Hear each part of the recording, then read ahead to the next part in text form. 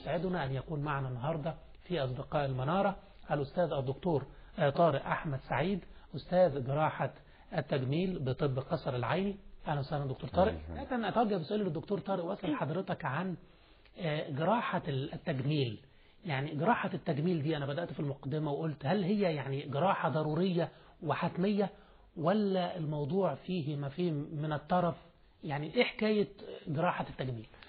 احنا بس لازم الأول نشرح للمشاهدين إن جراحة التجميل بتنقسم لقسمين كبار ومنفصلين تماما. جراحة التجميل اللي هي بالمعنى الدارج اللي كل الناس فاهماه، إن الواحد بيحاول يحسن شكله، دي اسمها جراحة التجميل. لكن عندنا جزء تاني اللي هو بيسموه جراحة التكميل أو جراحة الإصلاح، اللي هي إعادة الجسم إلى ما كان عليه قبل حدوث إصابة أو قبل حدوث حادث أو وخلافه. دول نوعين مختلفين تماما ومنفصلين تماما عن بعض. فإذا ابتدينا الأول بجراحة التكميل أو جراحة الإصلاحية، فهي ليس فيها أي نوع من الطرف طبعا. حصل قطع في الجلد، حصل حرق، حصل إصابة في الأعصاب، إصابة في الأوردة، إصابة في الأوتار، لابد من إصلاحها ورجوعها للوضع الأصلي. فده ليس طرفا، ده أساس.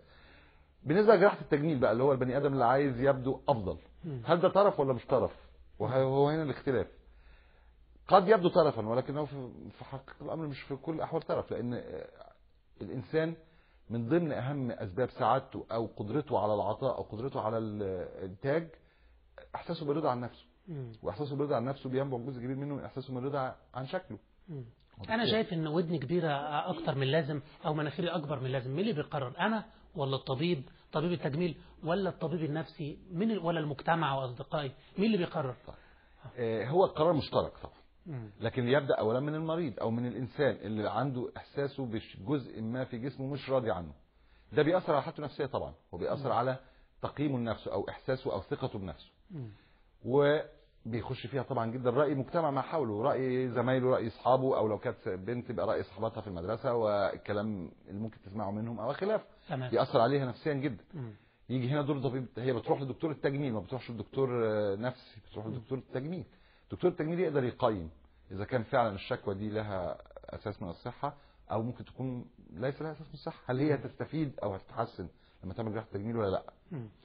قد يحتاج له هو يحولها لدكتور نفسي، ده ولا آخر. لكن في النهاية هو القرار مشترك ما بين المريض ما يطلبه والطبيب ما يراه أساسا في الحالة وما يراه ممكن تحقيقه، عشان لازم يبقى فيه تقارب ما بين اللي هي عايزاه واللي ممكن تحقيقه فعليا. جميل. أنا عايز أعرف، يعني حضرتك بدأت قسمت عمليات التجميل إلى قسمين كبيرين. اتكلمت العملية اللي بتجرى بغية الإصلاح، مثلا في تشويه أو في مشكلة فأنت بتزيل هذه المشكلة، صباع مثلا زائد، عيوب خلقية. تمام. هل ممكن يبقى في عيوب بقى خلقية عمليات التجميل تزيلها؟ يعني بتزيل العيوب الخلقية، لكن هل ممكن إزالة العيوب الخلقية؟ لا، لكن ممكن إزالة العيوب النفسية.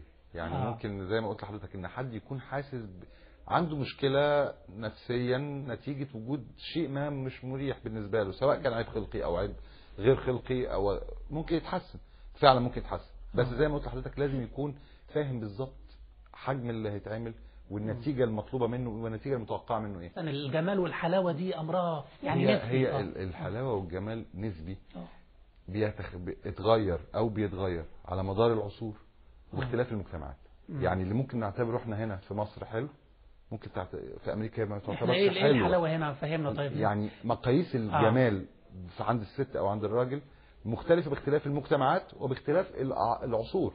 يعني ما نعتبره احنا، يعني كان زمان الست المليانه مثلا تعتبر حلو، لكن دلوقتي بالعكس، في العصر اللي احنا موجودين فيه العكس خالص، بالعكس تماما بقى ده مظهر من مظاهر عدم الجمال وهكذا. يعني بيتغير بتغير الوقت وبتغير الثقافه، بتغير بني ادمين كمان. اللي ممكن يعتبر في بلد زي كينيا مثلا حلو، ممكن تعتبره في مصر مش حلو، والعكس صحيح. وبالتالي الجمال نسبي، ولكن في حاجات ثابته، ثوابت. من اشهر الثوابت دي عامل السن، اثر السن على البني ادم في جميع المجتمعات وفي جميع العصور. كان علامات الشيخوخه او علامات الكبر في السن غير مستحبه. غير مستحبه، بس انت بتشوف في عناصر السن. يعني في عمر الشريف وحسين فهمي كل ما يتقدم بيهم السن بيزدادوا جمال وحيويه. تمام. لكن بصفه عامه البني ادم دايما يحبوا، بالذات السيدات طبعا، يحبوا دايما انهم يبدوا اصغر سنا. وعلامات الشيخوخه دي بتعني بالنسبه لهم زوال الجمال وزوال الشباب وهكذا. فطبعا ده استنفر او استفز البحث العلمي بشكل واسع جدا على مدار ال 30 40 سنه اللي شهدوا الطفره. فطلعت حاجات كتير، كل ما بيطلع حاجه النهارده بكره بتبقى قديمه، لان بيبقى الطموح العلمي ما بيقفش وما بيبقاش فيه رضا ابدا باللي حصل. بعد ما تتخيل ان انت وصلت للقمه تكتشف ان ثاني يوم على طول بنبتدي اللي وراه، وانه شخص بيعملوا له عمليه تجميل عشان يبقى شكل الجاسوس سين بقى هو عين. طبعا الكلام ده مبالغ فيه جدا طبعا. ده كلام يعني هو ممكن طبعا عمليات تجميل تغير في شكل بني ادم، ممكن تغير حاجات كتير فيه، لكنها تحوله البني ادم شكل بني ادم تاني بالمنظر اللي احنا بنشوفه طبعا ده في شيء كبير من المبالغه. لكن طبعا في كي بليسز او نقدر نسميها اماكن محوريه في الوش بني ادم بتغير كتير في الشكل، زي المناخير زي الدقن زي الفك. ممكن التعامل معاها يغير الشكل، لكن مش طبعا مش هخلي واحد نسخه من واحد طبعا. لكن يعني ما ينفعش واحد يبقى مثلا توم كروز، حسين فهمي، الكلام ده الكلام ده حاجه حلوه قوي كانت تبقى ظريفه جدا. يعني الكلام ده طب بيتقدم الكلام ده في السينما العالميه وفي السينما العربيه، الكلام ده كله خيال. يعني طبعا بيبقى في جزء منه ساينس فيكشن او يعني جزء كبير منه خيال علمي شويه. والله بص حضرتك، يعني ثبت على مدار ال 100 سنه اللي فاتت ان اللي كانوا بيقولوا عليه خيال علمي من 50 سنه بيتحول لواقع بعد 50 سنه، فالله اعلم. ممكن حضرتك قلت انه عالم يعني طب جراحه التجميل ده مليء بالطفرات والقفزات العلميه، تطور يومي اليومي. يعني يوميا في حاجات جديده بنقراها يوميا، لان المجال واسع جدا وتشعبت جدا الاشياء اللي ممكن تتعمل بجراحه التجميل، وما كلهاش جراحه دلوقتي، بالعكس ده جزء كبير قوي من جراحه التجميل اصبح من غير بدون جراحه، زي الحقن زي البوتوكس زي الحقن التمديد للوش زي النفخ، كل ده ما هوش جراحه لكن هو جزء اساسي من جراحه التجميل. بيحصل فيه تطوير كل يوم، توصل لماده وتكتشف الماده دي جيده ولا تتفاعل مع الجسم، يبقى الخطوه اللي جايه بتفكر فيها ازاي تقعد وقت اطول، وعرفت تطول الوقت يبقى الفتره اللي وراها ازاي تحاول تحسن الاداء بتاعها في المكان اللي اتحطت فيه وهكذا. فالموضوع لا ينتهي، التطور يومي. دكتور طارق دلوقتي لو جالك يا دكتور طارق يعني مريض او مريضه وطلب ان هو عايز يعدل حاجه يعني في عضو في جسمه مش عاجبه شكله وانت شايف انه طبيعي وعادي، فالتصرف معاه بيبقى ازاي؟ والله احنا بنحكم بمقاييس، يعني لكل جزء في الجسم مقاييسه، المقاييس المتعارف عليها عالميا اللي هي المقاييس الصحيحه بالنسبه للمكان وبالنسبه للاماكن المحيطه بيه. فاحنا الاول بنقيم هل فعلا المكان فعلا محتاج جراحه تجميل ولا لا. اذا كان محتاج جراحه تجميل لازم المريض الاول يعرف امكانيات جراحه التجميل، ايه اللي ممكن نعمله وايه اللي مش ممكن نعمله، عشان ما يبقاش هو متخيل شيء يلاقي شيء تاني. لازم افهم حدود العمليه ايه او الاجراء، مش لازم العمليه. اذا كان محتاجه لازم في الحاله دي ينقي فين يعمل المكان العمليه. اختيار نوع جراحه التجميل والجراحه التجميل اللي هيعملها والمكان اللي هتجري فيها جراحه التجميل من اهم الخطوات عشان توصل نتيجه كويسه. ليه من اهم الخطوات؟ ليه؟ لان جراحه التجميل اولا حاجه علم متطور جدا، محتاج امكانيات معينه، فلازم تثق الاول ان الطبيب اللي بيعمل لك العمليه ده جراح تجميل اصلا. نمره واحد عشان ممكن ما يطلعش جراح تجميل. هو جراحين، ما هو في تداخل بين تخصصات او في الجراحه، لكن انت عشان تروح لحد لامم الموضوع كله على بعضه لازم تروح للدكتور لجراح التجميل. جراحين التجميل في مصر كلهم بتضمهم الجمعيه المصريه لجراحين التجميل والاصلاح. دي الجمعيه. طب الراجل اللي هيعرف ازاي المريض او المريضه هيعرف ازاي؟ لا ده سهل قوي، ده في ويب سايت لجمعيه جراحين التجميل المصريه على الانترنت يقدر يعرف اذا كان الجراح ده فيهم ولا لا، يعني واضح جدا. نمره 2 المكان، يعني مش ما ينسقش ورا الدعايه وخلاص. اختيار المستشفى بامكانيات معينه بتجهيزات سليمه ده مهم جدا للنتيجه. وعموما هو اختيار الجراح هو يؤدي لاختيار جيد للمستشفى او للمكان، لان الجراح هو مش علم 1+1=2 ولا فيه ناحيه ابداعيه فيها؟ طبعا جراحه التجميل ده فيها ناحيه ابداعيه وناحيه الخيال مهم جدا فيها، خيال من الطبيب لان هو يتخيل بعد كده النتيجه. يعني هو مش علم 100%. لا هو طبعا في جزء ابداعي. هو الجراحه بصفه عامه مش بس جراحه التجميل، الجراحه بصفه عامه بنقول عليها بالانجليزي it is not an exact science، يعني مش واحد زائد واحد اثنين، مش علم بالظبط يعني. علم، لا علم جامد جدا، لا انا اقصد يعني مش نتيجته 100%. النتيجه فيها متغيرات كتيره بتاثر على النتيجه. انا اقصد بمعنى ايه، يقول لك انا عايز تطلع لي مناخيري بالشكل ده، مفيش حاجه اسمها كده. انت بتقول له هتطلع هيتغير فيها الحاجات المعينه دي، لكن ما يقدرش يقول لك عايزه تبقى شبه فلان بالظبط بالملي، ما ينفعش. لان في عوامل كتيره بتتغير الموضوع، مش بس الجراحه والمريض نفسه رياكشن او رد فعل جسمه. يعني انت يا دكتور طارق ما تقدرش تقول له انه مناخيرك على الكمبيوتر هتبقى كده بالشكل ده، ليه بقى ما تقولوش؟ ابتدوا الامريكان يعملوا كده في فتره من حوالي 10 15 سنه كده، ابتدوا يعملوا البرنامج ده اللي هو يعني يلعب في الصوره بالكمبيوتر ويطلع له الصوره الجديده. بس الكلام ده كان جزء كبير منه قوي دعائي، فالنتيجه عملت مشاكل لان بقت الناس معاها الصوره دي ولا يمكن تقدر تضمن انها تطلع بالظبط زي صوره فلان او علان، فعملت له مشاكل، هيطلع نتيجه غير اللي هو واخدها على الصوره. هي لان هو مش زي ما قلت لحضرتك، هي مش هندسه. ليه ايه السبب بقى ان ما بتطلعش زي ما هو طالع على الكمبيوتر؟ لان انت انت في حاجات معينه انت بتعملها في العمليه، لكن رد فعل الجسم او رد فعل الانسجه للعمليه اللي اتعملت او كميه الورم اللي بتحصل او هكذا بيختلف من بني ادم لبني ادم. تفاعلات الجسم هتختلف زي ما حضرتك تعرف بالظبط، مثلا ان تبقى عندك 2 اخين، واحد لما بيتعور جروحه بتبقى بتلحم بسرعه، وواحد لما بيتعور جروحه بتلحم ببطء او بيحصل فيها مشاكل. ده تختلف على الطبيعه البشريه.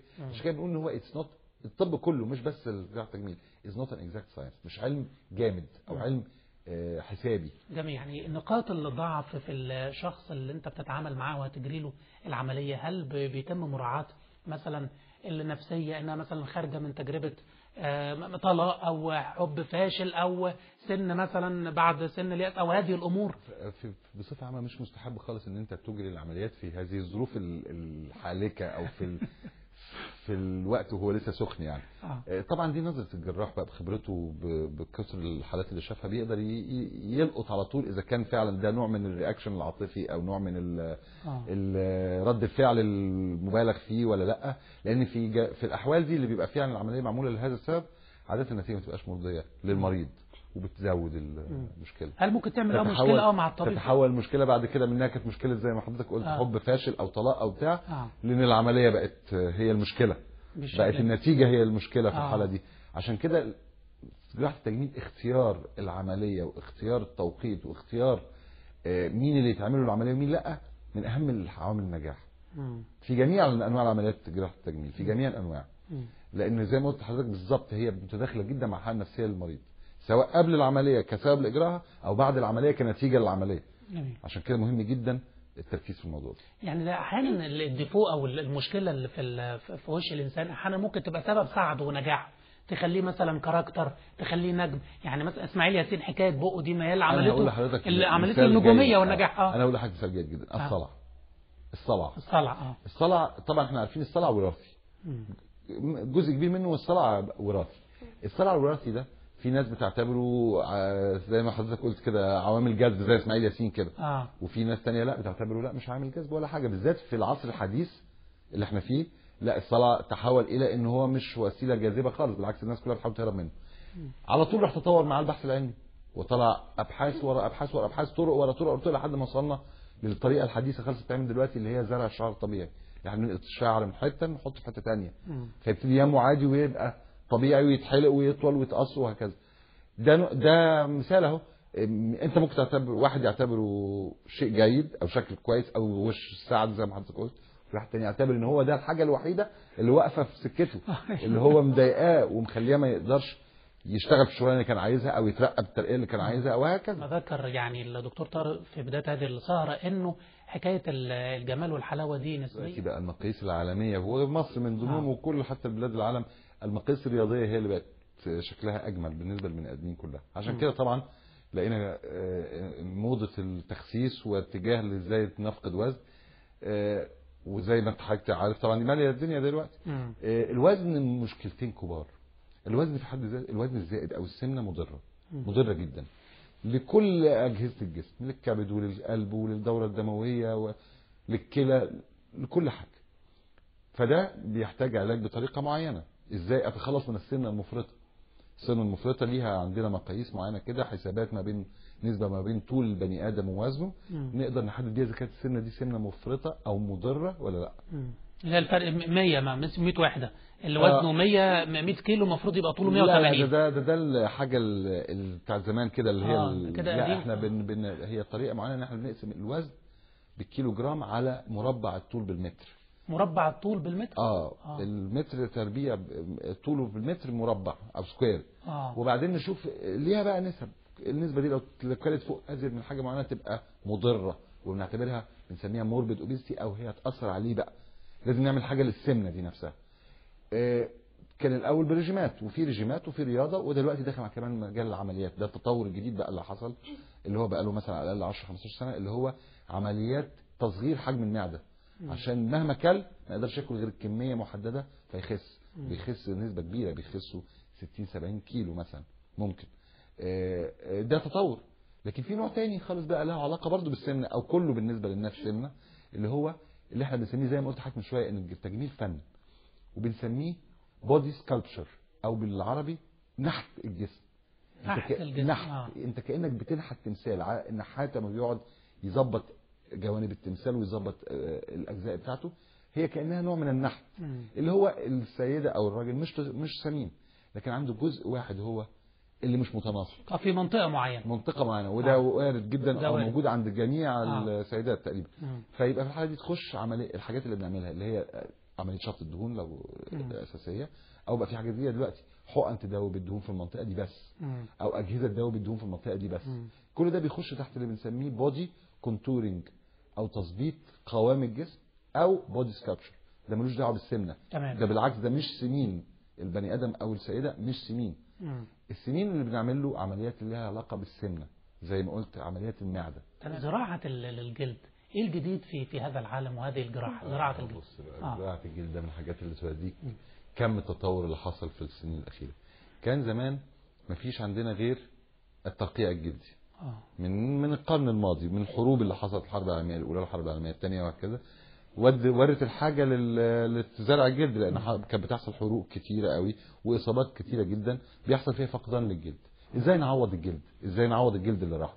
اول حاجه كانوا بيعملوا ترقيع جلدي، اللي هو الناس كلها عارفه ان احنا بننقل الجلد من مكان ونعتمد انه بيروح على الحته الثانيه نحطه يلزق مكانه، ويبتدي ياخد الاكل بتاعه او الدم بتاعه من المكان اللي حطيناه فيه، اللي اسمه ترقيع جلدي.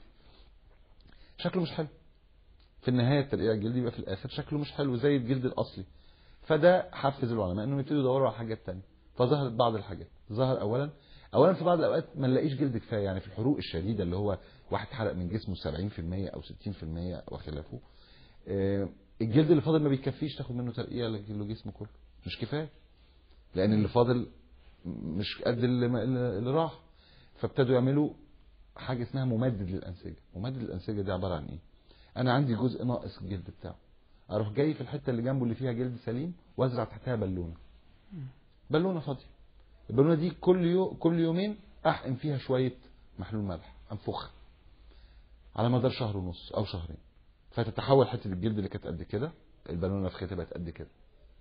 اشيل البالونه بقت زي ما تكون فستان واسع، اروح شددها تغطي مكانها والمكان اللي جنبها اللي هو ما فيهوش جلد. اسمه ممدد. بس الجلد ده مش رقعه، الجلد ده الجلد الطبيعي زي الاصل، شكله احسن.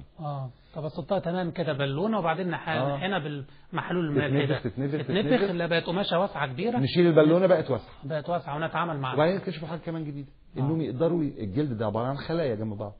ابتدوا ياخدوا الخلايا من بني ادم ماشي يزرعوا بقى جلد، ياخدوا منه عينه من خليته ويعملوا لها زراعه خارجيه، كانهم بيعملوا لها زي ما بيزرعوا الميكروبات كده، بيعملوا لها اللي هي بيسموها زراعه الانسجه. يحطوها في ميديم تقدر تتغذى فيه وتنقسم، فياخدوا حته جلد صغيره يشتغلوا عليها في معمل لحد ما تطلع فرخ من الجلد كبير من نفس نوعيه جلد البني ادم. فالبني ادم مش هيلفظه لانه جلده.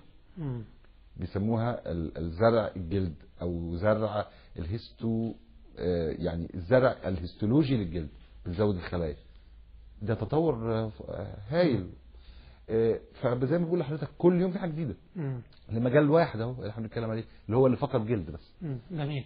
دكتور طارق، وعنده او عندها يعني مشكله وشايفه ان هذه المشكله منغصه عليها حياتها، يعني المفروض دلوقتي تعمل ايه وهي بتتابعك دلوقتي في اصدقاء منار؟ مين اللي بيقرر وتبدا ايه الخطوات 1 2 3؟ اول حاجه تروح لجراح تجميل. اول خطوه تروح لجراح تجميل. هو يقدر يقيم اذا كانت فعلا المشكله في مشكله ولا مفيش مشكله. اذا كانت في مشكله، المشكله دي علاجها موجود ولا علاجها صعب. واذا علاجها موجود هنعمل انهي نوع. في احتمالات كثيره لكل نوع من كل عمليه وكل اصابه، في حاجات كتير متاحه. لازم الاختيار ده بيبقى باختيار من فرد عنده المعلومات كلها، يقدر يختار بالمشاركه مع المريض. لان في جراحه التجميل القرار دايما مشترك، مش زي اي حاجه تانية. اي واحد عنده مثلا مراره بيروح للدكتور بيقرر له عمليه، الموضوع منتهي، ملوش المريض راي فيه. الا في جراحه التجميل يعني لازم النتيجه في النهايه تبقى بقرار مشترك بين الطبيب وبين المريض عشان يبقى راضي عنه. نمره 2 زي ما قلت لحضرتك، هي هتروح لجراحه تجميل. هتلاقي جراحه تجميل ازاي؟ جراحين التجميل يعني بسم الله ما شاء الله في مصر دلوقتي زادوا جدا، بقى منتشرين في جميع جامعات مصر وفي جميع اماكن مصر، جميع محافظات في اسم جراحه تجميل وفي جامعه وهكذا. فهي لازم الاول تتاكد انه جراح تجميل زي ما قلت لحضرتك. جميع جراحين التجميل في مصر اعضاء في الجمعيه الطبيه المصريه لجراحه التجميل والاصلاح، وليها موقع على الانترنت تقدر تخش تتاكد منه. جميل. نمره 2 تروح تقابله، هو هيختار لها الطريقه السليمه للعلاج والمكان السليم للعلاج مرة. هل جراح التجميل عنده فكر حكايه انه دي يعني خلقه ربنا، وان هو ربنا خلقك كده يبقى انت شكلك هو جميل بالشكل ده؟ الكلام والمفهوم ده موجود؟ طبعا. يعني الكلام ده يعني كلام علمي، ولا في تناقض هنا بين العلم والدين، ولا ما فيش تناقض؟ لا احنا تناقض خالص من العلم والدين. لا هو الاشتباك ده يعني حلو ازاي؟ دلوقتي احنا برضه زي ما قلت لحضرتك التجميل قسمين كبار جدا. قسم منه اصابات، خلاص الاصلاح ده ما فيهوش مشكله. خلينا في الحلاوه بقى، الواحد عايز يبقى حلو. خلينا في التجميل. التجميل ده برضه بينقسم لحاجات كتير زي ما قلت لحضرتك. يعني ممكن نغير بقى الاسم كده ونسميه التجميل والتكميل. ما هو التجميل والتكميل. التكميل خلاص ما فيهوش مشكله. تكميل يعني اصلاح. انما التجميل بقى ما هو التجميل زي ما بقول لحضرتك بالظبط كده. ايه مثال هيوضح حكمه؟ هو الصلع ده تجميل ولا تكميل؟ في واحد ممكن يبقى لايق في الصلع على لا مش قصدي، هو تجميل ولا تكميل؟ الاثنين متهيألي الاثنين. حاجه متداخله زي ما متداخله. هو مولود اصلا؟ ما هو مش اصلا. ما هي ده يعتبر نوع من المرض، بس مرض وراثي. فهو دخل في التكميل اهو. يبقى كده اثنين، تجميل وتكميل. ده تكميل وتكميل، يعني هو انت مش بتغير في شكله، ده هو ما كانش اصلا. السمنه نفس الكلام برضه، ما هتقدر نفس المنطق. بس في واحد مش هو اساسا بيبقى هو كده يعني شكله، يعني حتى لما يبقى اللي بيغير شكل ودنه او غير شكل مناخيره، ممكن ده اللي يبقى نتكلم فيها اكتر على انها هي دي اللي فيها تغيير. لكن في حاجات كتير قوي لا. الصلع والسمنه لا، ما دي حاجات مكتسبه كلها. ما ده كل ده حاجات مكتسبه. علامات السن برضو ما هي حاجات مكتسبه. يعني التهدل، التجاعيد، ما دي كل حاجات مكتسبه برضو. انما في النهايه برضو بنعمل عمليه ليه؟ يعني الطبيب بيبقى برضو عارف المريض ده. يعني لما انا الاقي ان المريض ده حياته متاثره عشان هو معتقد انه الانف شكله وحش، وان انا لو سبته متاثر نفسيا لدرجه مش قادر ينتج، مش قادر يتجوز، مش قادر يتواصل مع اللي حواليه، مش قادر ينجح في جامعته، يبقى في هذه الحاله العمليه واجبه. تمام، جميل. دلوقتي عايز اختم مع الدكتور طارق، يعني جمله تقولها حضرتك عن مستقبل عمليات التجميل والتكميل، يعني وهذا التخصص الدقيق مستقبله ايه؟ المستقبل دلوقتي اللي ما نسميه نون انفيزيف تكنيكس، اللي هي الطرق غير الجراحيه. دلوقتي العالم كله بيحاول على قد ما يقدر يبعد عن الجراحه اذا كان في بديل غير جراحه. التطور الشديد جدا وسريع اللي ما نسميه البوتوكس دلوقتي. البوتوكس ده حاجه دلوقتي مشهوره جدا. البوتوكس بتضيع التجاعيد. البوتوكس ده عباره عن ايه؟ البوتوكس ده ماده سميه اصلا يفرزها نوع من البكتيريا. البني ادم اكتشف فيها، العلماء اكتشف فيها خاصيه معينه انها بتعمل ارخاء للعضلات اللي بتسبب التجاعيد، فهي اللي عملت البوتوكس. يعني ده بيديك مثال قد ايه التفاعل ما بين الانسان والكائنات الاخرى اللي هي هنا مش حشرات، دي مايكرو اورجانيزم او حشرات او كائنات مجهريه كمان. لكن شوف عملت ثوره في عالم التجميل بحاجه بسيطه كده. فالاتجاه كله في هذا الاتجاه دلوقتي، ازاي نخس من غير عمليه، ازاي نحسن التجاعيد من غير عمليه، ازاي نشد الوش من غير عمليه. طبعا الليزر دخل في الموضوع وعمل تطور كبير جدا في جميع المراحل، والاتجاه كله في هذا الاتجاه دلوقتي. شكرا جزيلا الاستاذ الدكتور طارق احمد سعيد، استاذ جراحه التجميل طب قصر العيني. شكرا دكتور طارق. مشاهدينا حتى نلتقي بحضراتكم وسهره جديده من اصدقاء المناره، نترككم في رعايه الله والى اللقاء.